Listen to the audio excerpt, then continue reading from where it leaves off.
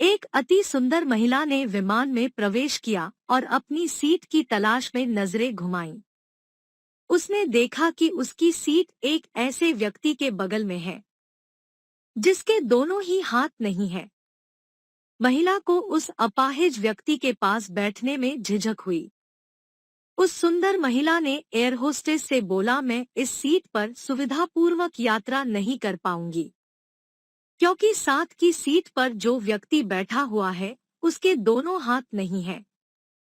उस सुंदर महिला ने एयर होस्टेस से सीट बदलने हेतु आग्रह किया। असहज हुई एयर होस्टेस ने पूछा, मैम क्या मुझे कारण बता सकती है? सुंदर महिला ने जवाब दिया, मैं ऐसे लोगों को पसंद नहीं करती।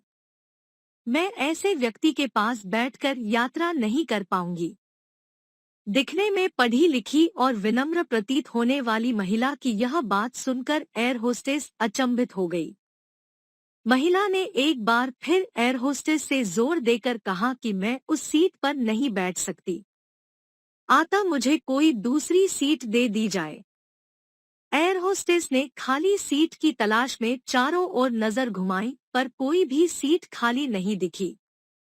एयर होस्टेस ने महिला से कहा कि मैडम इस इकोनॉमी क्लास में कोई सीट खाली नहीं है, किंतु यात्रियों की सुविधा का ध्यान रखना हमारा दायित्व है। आता मैं विमान के कप्तान से बात करती हूँ। कृपया तब तक थोड़ा धैर्य रखें। ऐसा कहकर होस्टेस कप्तान से बात करने चली गई। कुछ समय बाद लौटने के बाद उसने महिला को बताया, मैडम आपको जो असुविधा हुई उसके लिए बहुत खेद है। इस पूरे विमान में केवल एक सीट खाली है और वह प्रथम श्रेणी में है। मैंने हमारी टीम से बात की और हमने एक असाधारण निर्णय लिया। एक यात्री को इकोनॉमी क्लास से प्रथम श्रेणी में भेजने का कार्य हमारी कंपनी के इतिहास में पहली बार हो रहा है। सुंदर महिला अत्यंत प्रसन्न हो गई, किंतु इसके पहले कि वह अपनी प्रतिक्रिया व्यक्त करती और एक शब्द भी बोल पाती, एयर होस्टेस उस अपाहिज और दोनों हाथ विहीन व्यक्ति की ओर बढ़ गई और विनम्रता पूर्वक उनसे पूछा, सर क्या आप प्रथम श्रेणी में जा सकेंगे? क्योंकि हम नहीं चाहते कि आप एक अशिष्ट यात्री के साथ यात्रा करके परेशान हो। यह बात सुनकर सभी यात्रियों ने ताली बजाकर इस निर्णय का स्वागत किया। वह अति सुंदर दिखने वाली महिला तो अब शर्म से नजरें ही नहीं उठा पा रही थी।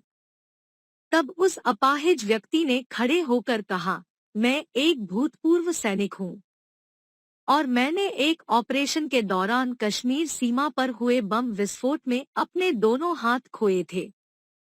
सबसे पहले जब मैंने इन देवी जी की चर्चा सुनी तब मैं सोच रहा था कि मैंने भी किन लोगों की सुरक्षा के लिए अपनी जान जोखिम में डाली और अपने हाथ खोए।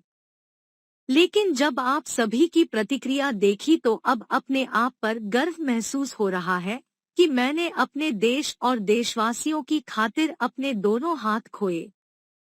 और इतना कहकर वह प्रथम श्रेणी में चले गए। सुंदर महिला पूरी तरह से शर्मिंदा होकर सर झुकाए सीट पर बैठ गई। अगर विचारों में उदारता नहीं है तो ऐसी सुंदरता का कोई मूल्य नहीं है।